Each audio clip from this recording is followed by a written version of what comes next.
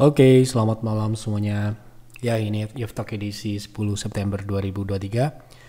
Seperti biasa, malam ini kita akan berikan update market IHSG dan saham-saham yang sudah masuk di kolom komentar. Yeftalk edisi terakhir ya, edisi 8 September 2023. Kita akan bahas satu persatu sesuai dengan permintaan yang ada di kolom komentar, dan itulah yang akan kita bahas di Yeftalk malam ini ya. Jadi silakan apabila ada saham yang menarik untuk dibahas di Yeftalk selanjutnya, silahkan isi kembali di kolom komentar saham apa dan kenapa saham tersebut Anda pilih untuk dibahas. Oh ya, sebelum saya mulai, sejak kemarin ya tanggal 9 September ada promo untuk private trading room member baru. Ini promo join paket 3 bulan berhadiah 3 bulan ya. Nah, nanti untuk hadiahnya akan diumumkan di akhir bulan. Jadi silakan apabila ingin join PTR, manfaatkan promo untuk lucky member ya. Lucky member bulan September ini. Dan silahkan kalau misalkan Anda mungkin merasa ada informasi yang perlu ditanyakan, silahkan hubungi admin di WA ataupun di Telegram ya. Baik. Ini kuotanya untuk 9 member karena kebetulan bukan dipasin tanggal 9, bukan, karena memang member kami di PTR saat ini 91, jadi sisa 9 member lagi dan sudah ada sekitar 3 ya. Berarti sisa 7 kalau tidak salah. 6 ya. Jadi silahkan tanya admin aja sisa berapa dan masih bisa atau tidak. Karena promo ini berlangsung cukup lama sampai dengan habis ya. Silahkan nanti siapa yang mau ikut, siapa yang mau join, hubungi admin di Telegram ataupun di WA. Buat yang trader ya, investor jangan join ya. Oke, kita langsung masuk ke pembahasan IHSG karena ini hari Minggu. Seperti biasa hari Minggu kami sudah memberikan view untuk IHSG seminggu ke depan. Minggu lalu ya IHSG kami prediksi akan naik di atas 7.000 dan ya sempat naik ke 7.000, namun penutupannya sayangnya melemah ya di sesi perdagangan kemarin dua hari terakhir itu. Kemarin menurun kembali di bawah 6.900-an ya, 6.924. Ini penutupannya, dan untuk minggu ini kami prediksi IHSG akan membentuk support higher low di 6.900 sampai dengan 6.890. Kebetulan itu adalah gap yang terbuka yang memang belum tertutup ya. Ini ya gapnya, kita perbesar nih ya, ini gapnya. Kemungkinan nanti akan turun tidak lebih dari EMA 60 kita harapkan, supaya nanti cukup bagus secara struktur dia bisa menguji kembali 7.000 dan bisa uptrend ya, karena ini masih dalam tren naik seperti yang kami gambar di stock call gitu ya. Silahkan dibaca di stock call seperti apa lengkapnya. Dan ini adalah saham yang menurut kami menarik untuk minggu ini karena baru saja terkonfirmasi keluar dari konsolidasi dan berpotensi naik cukup signifikan, seperti halnya PANI, AMMN ataupun SGR yang beberapa minggu lalu kita rekomendasikan juga. Ini adalah saham yang berpotensi untuk naik cukup signifikan ya. Potensi naiknya 15 sampai dengan 46%. Harusnya 40 lebih ya. Oke, seperti itu. Silahkan buka stock call untuk member PTR. Stock call edisi hari ini 10 September 2023. Kita langsung mulai dari pembahasan saham yang pertama. Malam Pak Yef, bisa minta tolong dibahas untuk investasi jangka pendek dan menengah saham BMRI mulai buy di price berapa, mengingat pada hari ini mulai ada koreksi. Terima kasih Pak Yef. Oke, untuk BMRI tentunya untuk saat ini kami tidak rekomendasikan untuk beli saham blue chip. Buat kami ya, kita hanya akan masuk seperti yang sudah kami sering sampaikan. Kami masuk di saham-saham seperti Bank Mandiri, BNI, BRI ya, itu di harga bottom ketika crash. Ketika market tidak crash seperti hari ini, tentu saja tidak akan masuk ya, seperti itu, kecuali pada kondisi-kondisi tertentu yang memang memberikan peluang potensi upside yang besar gitu ya. Nah, sekarang ini BMRI menurut kami ini koreksi yang wajar. Kami masuk BMRI di 2020 itu harganya cukup ya, nggak mungkin lagi untuk dibeli di sana untuk saat ini tentunya. Jadi kalau Anda mau masuk, kami sarankan ya mungkin untuk trading, tapi kalau Anda nggak mau trading ya jangan paksakan untuk masuk ya, karena lagi-lagi ini bukan harga yang kami anggap layak untuk investasi ya. Kami beli di Bank Mandiri itu 2020 bulan September. Nah, ini kita kasih tahu ya. Sudah sering sebenarnya kita kasih tahu, ini sedapatnya aja ya. Kita beli di 6.300, 6.100. Kita coba kasih tahu ya.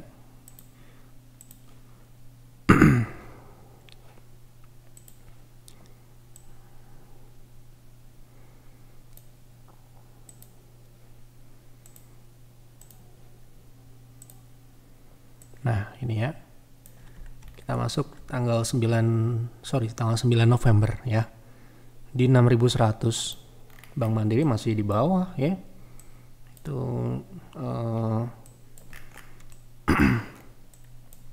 ini sudah stock split ya. Stock split, jadi berbeda memang ini stock splitnya ini. Ya, yang jelas kita masuk di November 2020 ya, di area sini ya. Di area sini. Jadi ya sekarang ini sudah naik berapa persen dari entry kita waktu itu ya, sudah sangat besar tentunya di November ini ya. Sekarang ini udah naik 102%. Ya tentunya untuk mendapatkan profit 100% itu untuk saham seperti Bank Mandiri, BRI pun kita dapat di 2000-an gitu ya. Telkom dan sebagainya itu kita dapatkan market crash saja. Ketika tidak crash ya karena kami menganut growth investing, tentu saja kita tidak akan masuk karena masih banyak saham growth yang lain yang mungkin bisa kita sekarang ini kita bisa explore dan kita eksploitasi. Sekarang ini buat kami saham-saham big caps meskipun indeks relatif belum bergerak naik ya, tapi untuk memiliki potensi upside yang besar itu tentu saja tetap kalah dengan saham-saham growth. Ya, kita ambil contoh yang terakhir-terakhir ini seperti DRMA, kemudian Klipan, kemudian MAPA. Ya mungkin berbeda karena mereka tidak big caps dan mereka growth gitu ya. Sehingga kalau big cap seperti ini tentu saja akan cukup high cost untuk menaikkan, kecuali memang crash sekali lagi ya. Jadi buat kami untuk investing saat ini di BRI, Bank Mandiri, BCA apalagi, kami belum rekomendasikan. Tunggu nanti ada koreksi besar, pasti akan ada, tetapi kapan saya tidak tahu. Yang jelas kalau ada, jangan sampai Anda takut. Justru itu adalah kesempatan, karena ketika kita dulu alami di peers, banyak orang itu ketakutan gitu ya, diajak beli. Wah ini nangkep pisau jatuh dan sebagainya. Ya nggak apa-apa sih nggak ngikutin. Yang jelas sekarang naik, jadi nggak mungkin kita rekomendasikan lagi untuk investing. Tapi kalau Anda mau masuk untuk trading, mungkin di area-area EMA 60 ini mungkin bisa dipertimbangkan karena ya cukup moderat juga, risknya nggak akan besar. Asalkan Anda mau disiplin stop loss di bawah EMA 60 gitu aja. Ini kan cukup patuh dengan EMA 60, jadi Anda ikuti EMA 60-nya saja seperti itu. Ini juga baru akselerasi ya, dan kemungkinan ini sudah mencapai target naik untuk swing terakhir. Swingnya harusnya dibentuk gitu ya. Nah ini swingnya harus dibentuk di 6.000 ya, di 6.050 ini. Jadi menurut kami saat ini dia harus turun dulu, harusnya wajar terjadi koreksi. Kebetulan indeks juga belum kuat di atas 7.000. Mungkin dia akan turun di 5.700 atau di 5.400 seperti itu, dan itu bukan entry untuk investing. Jadi investing terlalu tinggi untuk dibeli di saat ini. Buat kami seperti itu ya. Jadi kalau buat yang lain, beli aja Bangun Diri, beli aja BCA, nggak usah takut dan sebagainya, monggo. Tapi kalau kami memang kita menginginkan profit yang besar, jadi nggak mau masuk di saat market yang sudah premium seperti sekarang. Seperti itu ya. Oke, kita lanjut. Pak, tolong bahas Telkom secara teknikal buat swing pendek bisa masuk di harga berapa? Oke, kita lihat Telkom.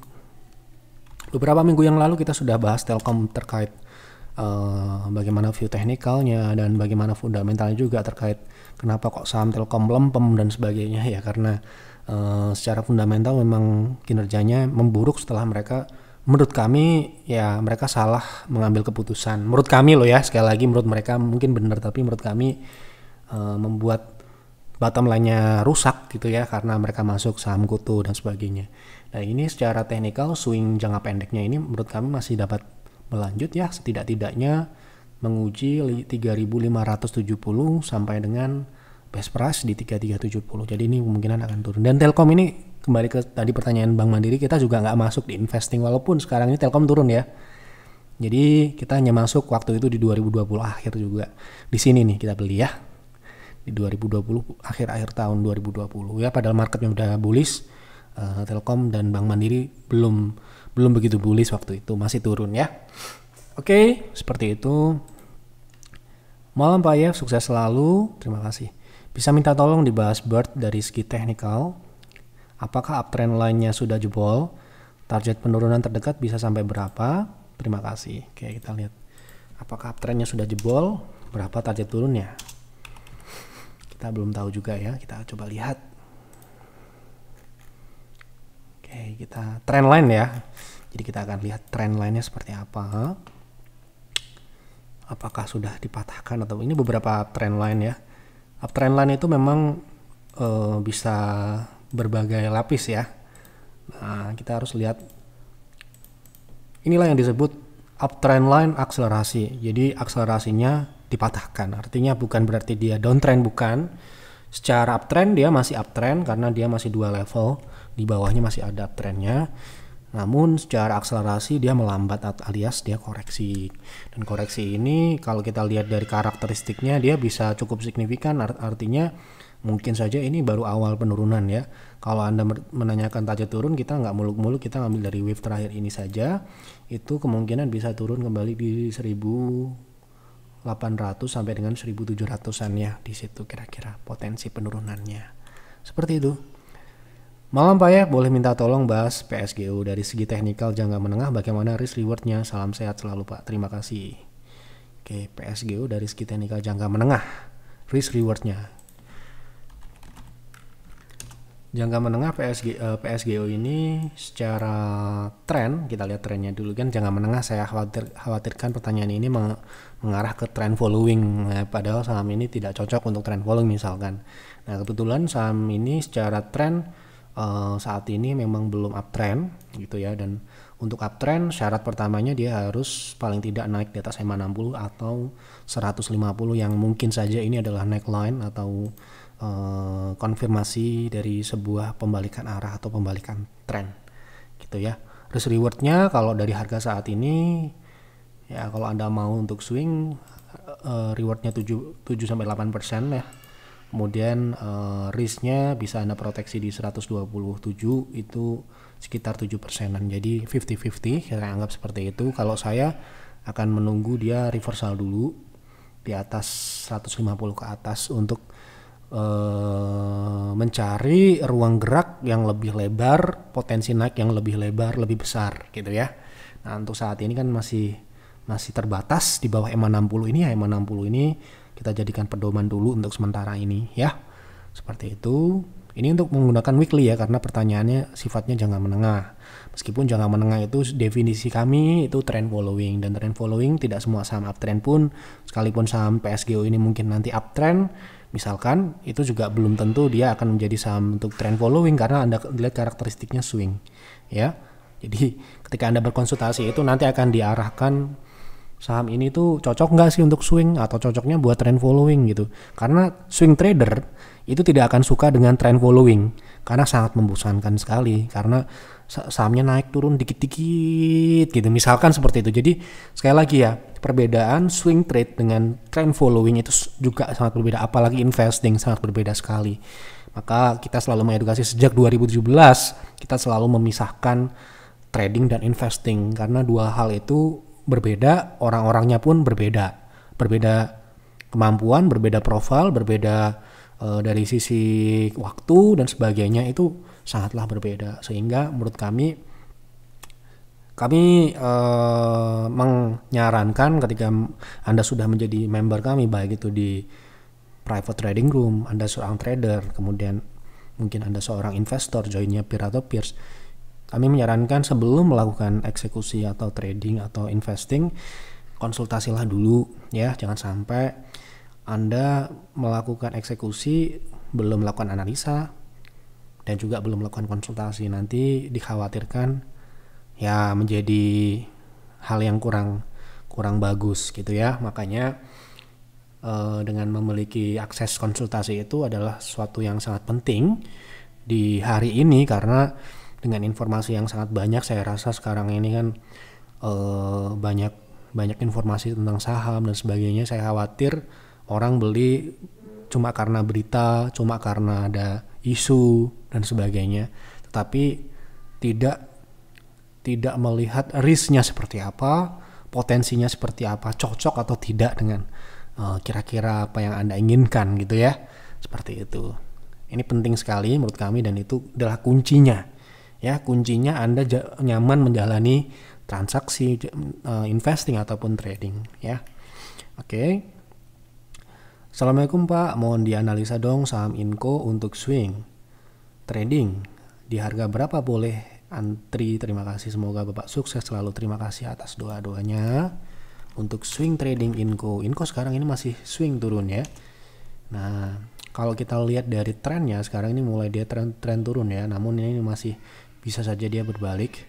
Nah, untuk swing sekarang ini menurut kami perlu menunggu terlebih dahulu, meskipun mereka Inco, kita bersihkan dulu, membentuk support di area support yang ini ya. Ini gap.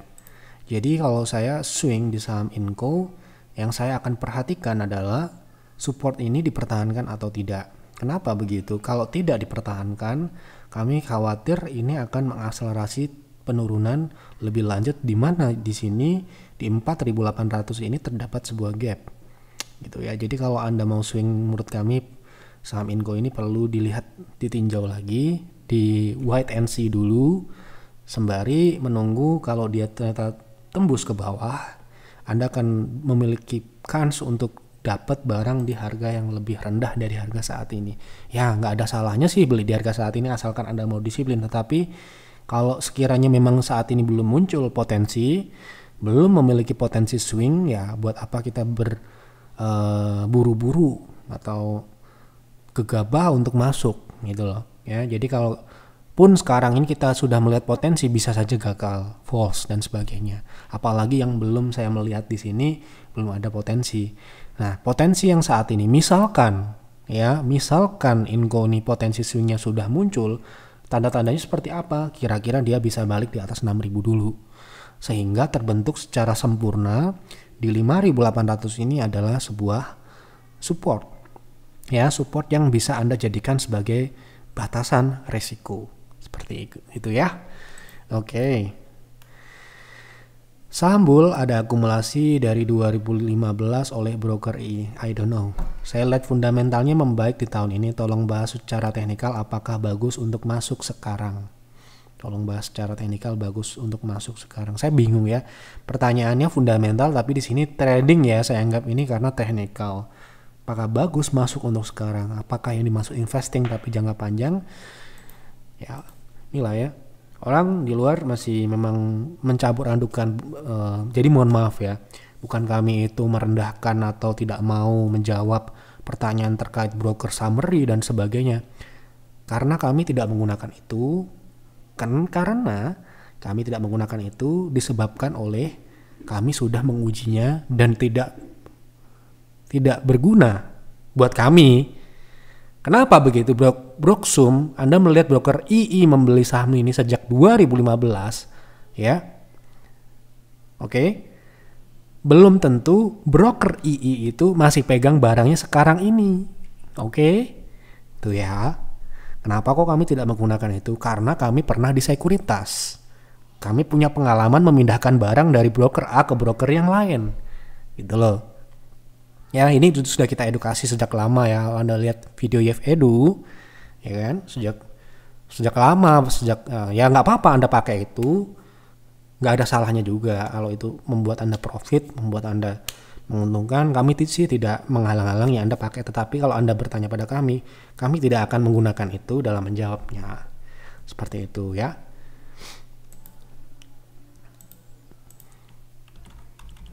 Ini dalam sebulan ini saja kita sudah memindahkan sekitar 4 kali ya. Saya punya barang, saya pindahkan ke sekuritas yang berbeda gitu loh. Jadi dari misalkan kemarin belum lama itu kita melakukan switching juga dari akun di Mega, misalkan kita pindah ke BNI dan sebagainya ya. Jadi nggak kita jual, tetapi kita pindah barang gitu, dan itu bisa diatur dan sangat murah. Jadi Anda nggak akan tahu saya keluar di mana ya, keluar lewat broker Mega atau lewat broker BNI atau lewat broker Mandiri saya atau lewat Mirae, Anda nggak akan tahu ya, gitu loh. Jadi saya kasih tahu itu karena memang praktiknya seperti itu di luar sana, yang sayangnya tidak banyak yang mengedukasi, itu juga nggak ada gunanya buat kami gitu loh. Oke, fundamentalnya membaik, kita akan lihat ya. Mungkin kemungkinan iya karena secara membaiknya itu dari 2015 dari sekarang. Kalau menurut saya ini masih turun, masih kurang bagus ya. Di 2021 misalkan dia masih relatif kurang bagus. Padahal kalau Anda perhatikan di sini revenue-nya tumbuh ya sebenarnya dari 2020 ini. 2021 juga nggak turun-turun banget ya, cuma turunnya 9%, kemudian dia menurun semakin turun di 2022. Nah, ini di 2023 ini plus tumbuh ya, atau tumbuh ini cukup bagus ya, benar membaik dari artian di sini kami artikan yang membaik itu di bawah ya, atau profitnya membaik. Tapi secara revenue menurut kami ini masih belum bisa setinggi di 2020 ini gitu loh. Oke, kemudian secara operasional ini juga memang bagus, sekarang membaik dalam artian bukan bagus ya, membaik seperti yang disampaikan tadi. Nah, kalau untuk investing sekarang ini secara teknikal kita akan lihat ya. Nah, secara teknikal menurut kami masih belum bagus secara teknikal karena masih turun juga dan dia baru saja menembus, kecuali Anda mau trading. Nah, kalau trading mungkin saja bagus, tapi ini pertanyaan investing, menurut saya ini masih bisa dia turun ya, mungkin saja ke 50 lagi dan sebagainya gitu ya. Apalagi kalau ternyata nanti kuartal 3, kuartal 4 turun lagi kinerjanya. Karena masalahnya di atas belum bisa sebaik 2020 tadi yang peak performance-nya. Di saat peak performance-nya 2021-2022 bottom line-nya rusak dan sebagainya. Artinya kan ada something ya di situ. Ya, ini yang kita harus cermati ketika kita melihat sebuah perusahaan itu bagus atau tidak. Kita harus lihat pertumbuhannya itu ajak atau volatil. Kalau volatil ya kurang volatil yang disebabkan oleh misalkan katakanlah COVID dan sebagainya, itu wajar. Makanya saya bilang emiten yang 2020-2021 turun kinerjanya itu belum tentu jelek ya, belum tentu jelek. Tetapi kalau sudah naik dan turun sejak sebelum pandemi, Anda harus dalami lebih dalam. Ada apa? Apakah di situ ada permainan dan sebagainya? Apakah bisnisnya memang tidak stabil? Apakah sering jual beli sehingga bottom line-nya itu naik dan turun? Kan bisa aja yang menyebabkan bottom line-nya bagus padahal operasionalnya nggak bagus dan sebagainya, karena dia menjual entitas yang dia miliki, misalkan anak usaha atau menjual aset dan sebagainya, itu yang sifatnya tidak organik. Nah itu ya, jadi kita sebagai investor itu, kalau saya akan mencari perusahaan yang tumbuhnya itu tidak harus besar tetapi dia konsisten, dan kalau bisa dari atas sampai bawah ya. Kalau dari atas tumbuh, bawahnya juga ikut tumbuh, berarti bagus ya. Tapi kalau atasnya doang yang bagus, bawahnya boncos, ya jangan gitu. Oke, jadi saya rasa ya ini mungkin sebagai case kita akan lihat secara teknikalnya kurang bagus. Apakah nanti ada, mungkin saja dia ini cukup agresif ya, bisa dikatakan ada dalam tanda kutip gorengan gitu ya, tiba-tiba lompat naik dan sebagainya, tetapi secara overall jangka panjang ya masih turun gitu ya. Sekali lagi ini bukan kami kok, monggo-monggo aja Anda mau ya. Kalau kita mungkin masih mencari opsi yang lain. Malam Pak ya, tolong dibahas saham RMKE, strategi teknikal yang ada potensi rebound kah, kira-kira sampai ke berapa? Kita lihat RMKE. Oke.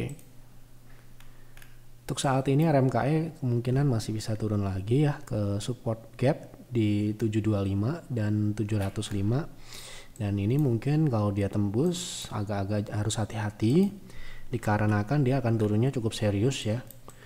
Setelah dia rejection di sini, kalau dia tidak rebound dari sini, ini bahaya ya. Bahaya dalam artian dia bisa turun lebih jauh gitu ya. Kalau Anda nggak punya nggak apa-apa gitu ya. Nah ini turun lebih jauhnya ke 500an ini ya. Jadi kalau tembus 500 ini bisa ditunggu di sini. Nah untuk sementara ini saya nggak akan bilang ini akan ke sini dulu lah, ke 700 ini dulu. Kalau rebound Anda bisa manfaatkan untuk swing setidak-tidaknya ke 820 atau 800 seperti itu. Oke. Pak, kalau IHSG turun gini nggak ada saham yang potensi naik lah ini ya. Ini saham yang potensi minggu ini ya, silahkan dicek di stock. Kalau Anda belum member ya nggak bisa ngecek sih, tapi banyak ya saham yang bagus dan banyak juga saham yang naik kok. Kemarin IHSG nggak naik. Pak, gimana ya TPMA saya masih hold beli barang PTR dan juga Pierce. Tak apa jadinya investasi aja, apa dijadiin gimana sih? apa dijadiin investasi aja? Oh berarti dia beli TPMA di PTR dan Pierce. Nah Pierce ini barang lama ya, jadi nggak bisa dia campur-campur di apa namanya ya, dicampur tadi ya dengan kepentingan-kepentingan yang berbeda. Tradingnya trading, investingnya investing. Nah kalau kita di PTR jelas di sini ada, kita beli kemarin yang 6 September, kita lihat dulu chart TPMA. Nah ini saham yang naik ketika IHSG nggak naik gitu ya. Kemarin kan IHSG turun, nah ini saham ini malah naik ya. Jadi pertanyaan di atas ini, kalau IHSG turun gini nggak ada saham yang potensi naik ya? Banyak ya gitu. Jadi jangan terlalu terpacu dengan IHSG turun terus nggak bisa trading, jangan ya. Nah, terbukti kan kinerja kita 6%, IHSG nggak naik ya bulan Agustus kemarin. Artinya ada saham yang naik juga. Nah ini kalau Anda punya barang di PTR dan Pierce, saya sarankan untuk dipisah. Karena berbeda kepentingan. Dan juga sejak awal nih, makanya ya saya bilang ke tim divisi di membership dan marketing itu jangan ada promo banding-bandingan ya, karena saya khawatir orang cuma ngeliat harganya murah, join PTR sama Peer atau Pierce, terus nanti ikut rekomendasinya ternyata nggak butuh gitu loh. Karena kemarin tuh kita misalkan ada instruksi akumulasi tuh malah dianggap untuk trading, malah dianggap untuk investing. Berbeda ya, kita trading ya trading, investing ya di investing. Peer itu untuk investing, Pierce untuk investing, PTR untuk trading. Jadi jangan dicampur-campur. Akunnya pun kami sarankan dipisah. Supaya apa? Supaya mudah untuk dilihat kinerja investasi kita seperti apa sih, kinerja trading kita seperti apa sih, ya. Jadi jangan dicampur-campur lah, dipisah. Kita ajarkan ini supaya Anda itu rapi, supaya Anda itu bisa mengevaluasi dengan baik, supaya Anda bisa memilih saya cocok trading atau investasi. Nah, karena tidak semua orang cocok untuk trading, tidak semua orang cocok untuk investasi, gitu loh. Ya, jadi untuk TPMA ini jelas di Pierce kita belinya udah lama ya. Jadi TPMA ini kan investasi setahun yang lalu kalau nggak salah. Jadi ya jelas nggak sama, belinya juga jauh lebih rendah gitu ya. Kita investing di TPMA ini bulan Desember ya. Ini yang trading ya, jadi TP-nya di 585 680. Nah, sekarang di 600, jadi udah naik ya. Nah, kalau Pierce ini sangat berbeda. Kita masuk di harga ini di 470. Dan ini ya, ketika kita masuk di bulan Desember, saham ini juga turun ya. Ada yang sekarang ini kita akumulasi sahamnya turun, sama seperti TPMA juga, nggak langsung naik gitu loh. Ya, berbeda ya di sini ya. Kalau PTR setelah dibeli ya, apa yang diharapkan segera naik dalam jangka pendek kurang dari 20 hari. Kalau di Peer kita harapkan, kita rekomendasikan, setelah kita rekomendasikan sahamnya turun dulu supaya apa? Kita bisa akumulasi secara bertahap. Jadi ini berbeda orang yang ikut pun berbeda. Ya, pola pikirnya berbeda. Ya, kalau kita masukin saham yang rekomendasi hari ini besoknya langsung naik, lah gimana saya mau beli? Pasti bilang gitu. Nah ya, jadi seperti ini nih TPMA kita masuk di bulan Desember, berarti modalnya udah berbeda. Kita beli di PTR tadi berapa? Di harga 555, sekarang 600. Jadi udah berbeda modal ya.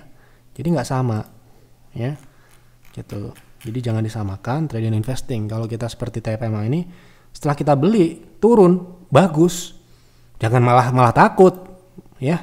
Nih ya, kita masuk di Desember ini ya, kita dibuat floating ya. Kita beli di tanggal berapa ya, 11 Desember mana nih ya, di 400an inilah sahamnya turun 20%. Pierce floating loss 22%. Apa yang dilakukan? Akumulasi, beli terus. Nah, kalau seperti ini orang trading pasti, aduh kok turun terus seperti ini, gitu. Beda sama investor, beda. Mereka justru apa? Seneng. Kenapa kok seneng? Lah, Anda mau ngakumulasi perusahaan yang kinerjanya seperti ini, gitu loh. Growth-nya seperti ini, ya. Cara ngeliatnya udah beda, gitu loh, ya. Nah kalau trader nggak mau, Pak saya nggak mau beli saham yang lagi turun seperti ini, nanti nunggu uptrend aja. Nah itu berarti dia concernnya ke technical. Yang kita harapkan setelah direkomendasikan peers atau peer, turun dulu kalau bisa sebanyak-banyaknya. Yang penting tidak di bawah stop loss ini. Ya misalkan setelah kita rekomendasikan dari 400 turun ke 330 katakanlah, alhamdulillah kita bisa beli sebanyak-banyaknya. Ya kan? Kenapa begitu? Ya ini fundamentalnya kan sesuai masuk syarat kita. Gitu. Nah, ini berbeda ya. Ini sedikit edukasi. Disitulah perbedaan ketika Anda mau join peers dengan private trading room. Di private trading room, misalkan setelah dibeli di 555 kemudian turun ke 525, belum sampai 525 aja, 530 misalkan udah dijual. Ini kemarin kita beli juga nggak langsung naik ya sebenarnya, dia turun juga ke 540, 535 kalau nggak salah, saya lupa ingat, tapi turun nggak langsung naik juga. Kan baru naik tanggal kemarin, tanggal 8 kemarin. Jadi 2 hari 3 hari kita hold gitu loh. Ya, jadi disinilah perbedaannya. Mungkin Bapak Ibu masih bingung antara peer sama peers atau PTR. Yang jelas Anda harus bisa membedakan dulu trading dan investasi itu apa. Kalau Anda belum bisa membedakan, sebaiknya jangan join. Ya, jangan join lah. Nggak perlu juga join YEF, nggak perlu. Anda join yang lain yang mungkin bisa mencampur-campur kepentingan. Anda cocok, Anda bisa ikuti itu. Ya, jadi kalau di kita ya seperti itu, dipisah-pisah. Nggak bisa di trading sama investasi dicampur, nggak bisa. Ya, kami memang seperti itu sejak dulu. Ya. Dan makanya member kita nggak banyak karena nggak semua orang bisa seperti itu. Ya, nggak semua orang akan cocok dengan kita, dan kami ya memaklumi itu, dan kita nggak harus diikuti banyak orang. Ya, cukup dengan sekarang ini. Ya, PTR pun udah kesusahan kalau mau rekomendasi sekarang karena harus milih-milih dulu bisa kira-kira bisa dibeli sama segini banyak orang nggak gitu. Ya, seperti itu kira-kira ya. Jadi kalau Anda PTR belinya, ikutilah trading plan di private trading room. Kalau Anda yang modal Anda di peers, ya Anda ikuti sini ini aja. Jangan Anda rubah-rubah ya, karena TPMA ini kita masih expect bisa naik ke 700-an bahkan ke 1200 gitu ya. Ya tentunya bukan besok atau minggu depan ke 1200, bukan ya toh. Jadi ya itu butuh waktu, butuh kesabaran, seperti halnya investasi jangka panjang. Bukan yang sekarang kita beli terus besok naik, bukan ya. Jadi kalau Anda lihat, misalkan Anda join peers, misalkan Anda lihat rekomendasi kita lagi turun, justru itu kesempatan yang baik Anda beli di harga yang lebih murah, lebih rendah, ya kan? Seperti itu ya. Oke, seperti itu yang dapat kami sampaikan di F-Talk malam ini. Semoga dapat memberikan informasi yang berkualitas, edukasi yang baik, yang bisa membangun dan menambah wawasan Bapak Ibu semua. Dan kami berharap Bapak Ibu juga menjadi penonton yang dewasa, bisa mencerna informasi dengan baik, bisa mengolahnya dengan baik, supaya nantinya dapat membuat investasi ataupun trading Anda menjadi lebih baik lagi. Itu harapan kami ya. Itu saja yang dapat saya sampaikan di F-Talk malam ini. Selamat malam dan selamat beristirahat.